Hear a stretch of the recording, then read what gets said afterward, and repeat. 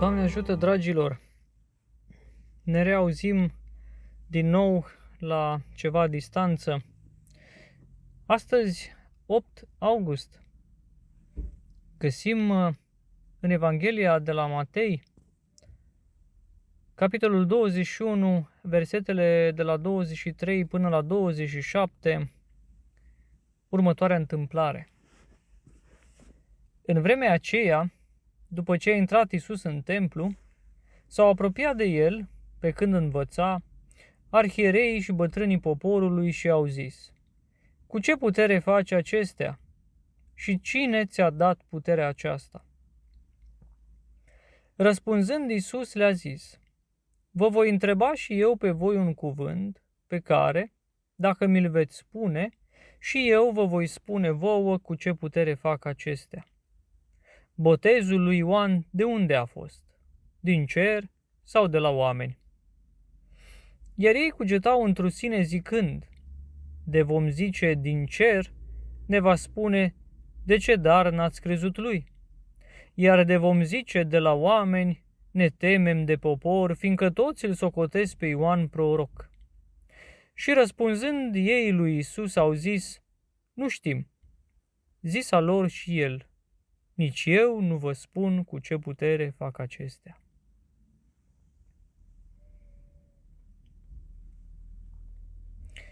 Dragilor, frumoasă întâmplare, frumoasă Evanghelie de astăzi și poate și frumoase învățăturile pe care ar trebui să le luăm din această întâmplare. Și anume identific una, poate cea mai simplă de identificat, aceea că, și de altfel vorbeam și cu altă ocazie, că nouă ne oferim credit, nouă ne dăm iertare, nouă ne trecem cu vederea atât de multe, iar pe cel de lângă noi avem pretenția să-l vedem a fi perfect. Avem pretenția ca acesta să nu greșească, sub nicio formă, să fie drept, corect, perfect. Avem pretenția că, mai mult decât atât, cerând lui Dumnezeu un anumit lucru, El cu siguranță ni-l va îndeplini. Cum de altfel știm și dintr-un alt loc în care au venit și i-au cerut Mântuitorului să le dea semn din cer. Adică, după atâtea lucruri și atâtea fapte frumoase, minunate, și care nu puteau fi explicate nici atunci și nu pot fi explicate nici acum, din punct de vedere științific, Mântuitorul le-a făcut pentru oameni, nouă tot nu ne este de ajuns și noi tot vrem mai mult de la Dumnezeu. Noi tot cerem mai mult de la celălalt. Iar cu noi tot timpul avem cea mai mare și blândă înțelegere. De multe ori unii dintre noi poate mai facem și promisiuni. Doamne, dacă mă ajuți să mi se îndeplinească dorința asta, voi face. Și acum fiecare dintre noi face acolo o promisiune, spune că va face câte ceva. Altul că va posti, altul că va fi nelipsit duminică de la biserică, altul că se va lăsa de țigări, altul poate că se va lăsa de droguri, altul poate că nu va mai înjura, altul câte și mai câte, că nu va mai umbla la alte femei și că nu își va mai bagiocori familia și copiii și femeile și casa și toate cele. Așadar, facem promisiuni lui Dumnezeu acolo unde credem noi că putem să-L îmbiem pe Dumnezeu, că putem să-L ducem cu zăhărelul. Îi promitem, credem noi, din cele care lui Dumnezeu îi plac cel mai mult de la ființa noastră. Și într-adevăr lui Dumnezeu îi plac. Ceea ce noi majoritatea nu cunoaștem este și faptul că Dumnezeu cunoaște firea noastră și știe încă dintr-un momentul în care nici măcar n-am spus-o, ci doar am gândit-o, acea vorbă, Dumnezeu știe că noi o vom încălca. Și totuși Dumnezeu nădăjduiește în îndreptarea noastră și ne îndeplinește dorința.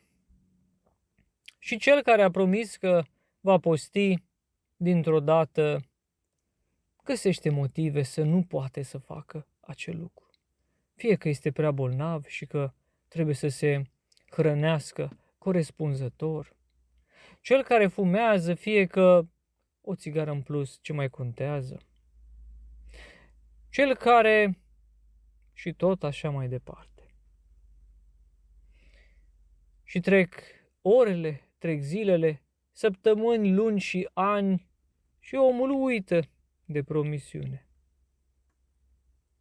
Ba din contră, se întâlnește și se găsește într-o altă situație dificilă în viața sa și din nou face o promisiune asemenea, pe care o va încălca și pe aceea și pe multe altele.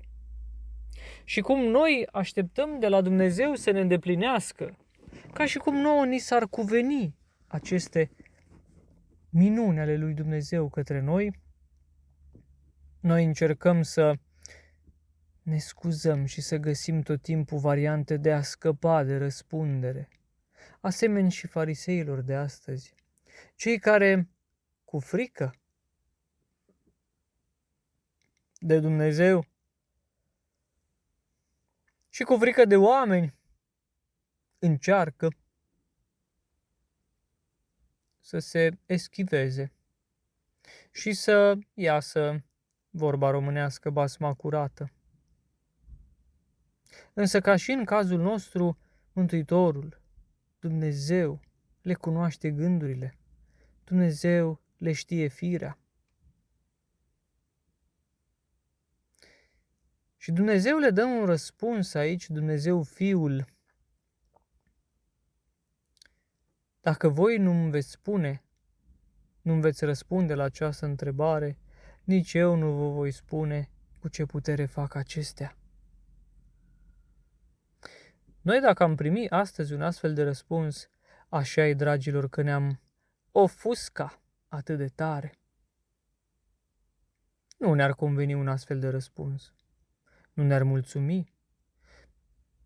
Ca să nu mai zic că nu ne-ar satisface într-o nicio măsură așteptările și dorința noastră impunătoare de a primi răspuns la întrebare.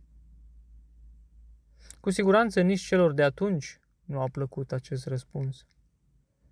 Însă, tot de multe ori spuneam că Dumnezeu nu funcționează după rațiunea noastră și nu gândește după rațiunea noastră, ci mai mult decât atât Dumnezeu știe dinainte. Dar chiar dacă știe, speră și ne dă ocazia să nu cădem în greșeală.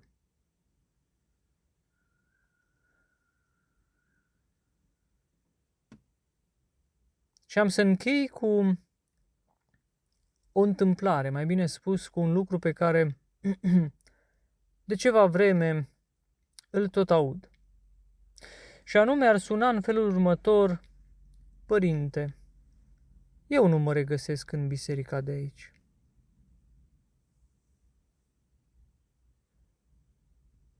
Și de multe ori dau dreptate, de fiecare dată înțeleg, în alte ori poate că nu sunt de acord, însă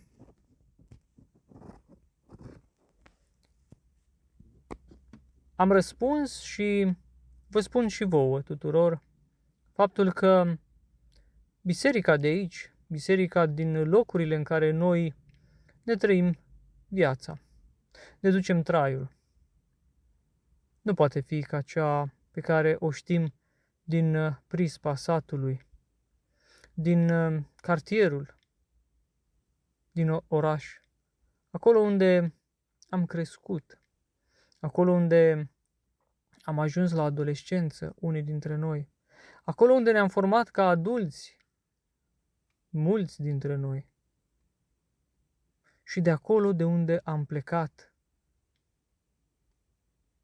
cei mai mulți, ce ne aflăm astăzi, prin locurile acestea care și mai de care din lume. Biserica o avem ca și amintire impregnată în sufletul și în ființa noastră românească, aceea pe care bunica noastră, sau bunicii mai bine spus, ne-au impregnat-o în ADN-ul nostru. Momentele acelea în care duminica bunica spunea: acum mergem la biserică. Și te ridicai, te îmbrăcai și mergeai la biserică. Înțelegeai, nu înțelegeai, îți plăcea, nu-ți plăcea, erai obosit, erai odihnit. Mergeai la biserică. Pentru că instituția bunicii nu putea fi desconsiderată. Bunica și bunicii în general reprezentau o autoritate. Autoritate pe care cu trecerea timpului o uităm. Pentru că autoritatea trece de pe această lume, bunicii se ridică în sânurile lui Dumnezeu, iar noi nu mai avem acea lumină de veche, acel far care să ne dicteze și să ne arate drumul pe care trebuie să mergem, drumul cel curat, drumul cel bun, drumul cel drept, drumul cel corect, drumul cel care ne duce spre împărăția lui Dumnezeu, spre liniște, pace, bucurie, înțelegere, iertare. Bunica nu mai este, familia deja începe să-și piardă drumul, să-și piardă calea. Și pentru că bisericile din diaspora, bisericile din afara granițelor țării, nu se pot asemăna de fiecare dată cu cele cu care noi ne-am obișnuit, este normal să nu ne regăsim în bisericile acestea. Însă, dacă luăm seama la ceea ce bunica îndeplinea cu noi, și anume acea autoritate prin care spunea acum sau duminică dimineața ne trezim și mergem la biserică. Nu trebuia să înțelegi de ce. Sau mai bine spus, pe bunica nu îi interesa dacă erai de acord sau nu, dacă înțelegi sau nu. Ci era o tradiție. Era scris în sângele lor și ei încercau să-l scrie în sângele tău. Dacă încercăm să luăm seama la această autoritate a bunicii și să spunem duminică dimineața, acum mă ridic și mă duc la biserică, indiferent dacă înțeleg sau nu, indiferent dacă sunt obosit sau nu, indiferent dacă, poate pe aici, pe acolo am chef sau nu, mă duc la biserică. Mai mult decât atât, avem pretenția ca Dumnezeu să fie prezent și să răspundă la cererile, solicitările, nevoile noastre oricând și mai ales în momentele care acelea poate să fie oricând, când noi îi cerem ceva. Iar noi nu suntem în stare să găsim timp în agenda noastră duminică dimineață să ne îmbrăcăm și să mergem să-L vizităm pe Dumnezeu. Asemeni unui prieten drag, asemeni unei rude de-a tale dragi, când vrei să vezi ce face, te duci și îl vizitezi. Când vrei să-i aduci un cadou, te duci la el și îi dai un cadou. Nu-l suni să-l chemi la tine ca să-i dai un cadou. Când vrei să-i mulțumești pentru ceva, te duci și îi mulțumești pentru acel ceva.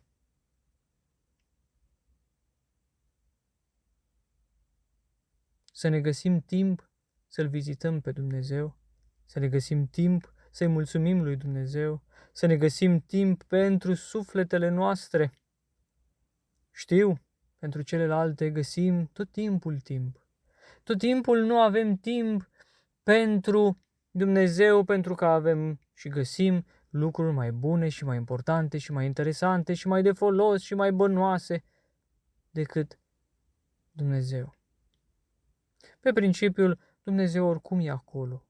Că mă duc azi, că mă duc mâine, că mai trece o săptămână, 2, o lună, un an, tot acolo e Dumnezeu. Poate că ai dreptate. Însă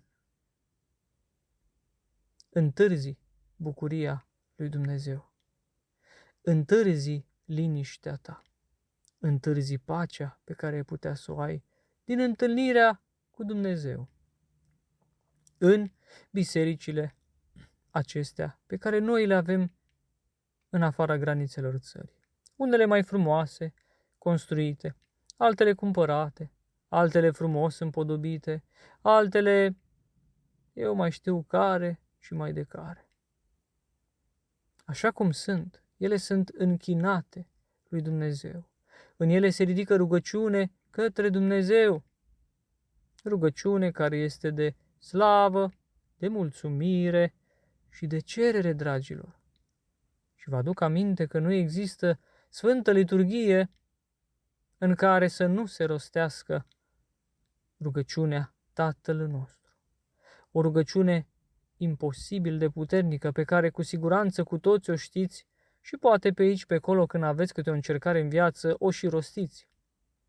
Însă poate ceea ce nu cunoașteți este faptul că în rugăciunea Tatăl nostru se găsesc 7 cereri.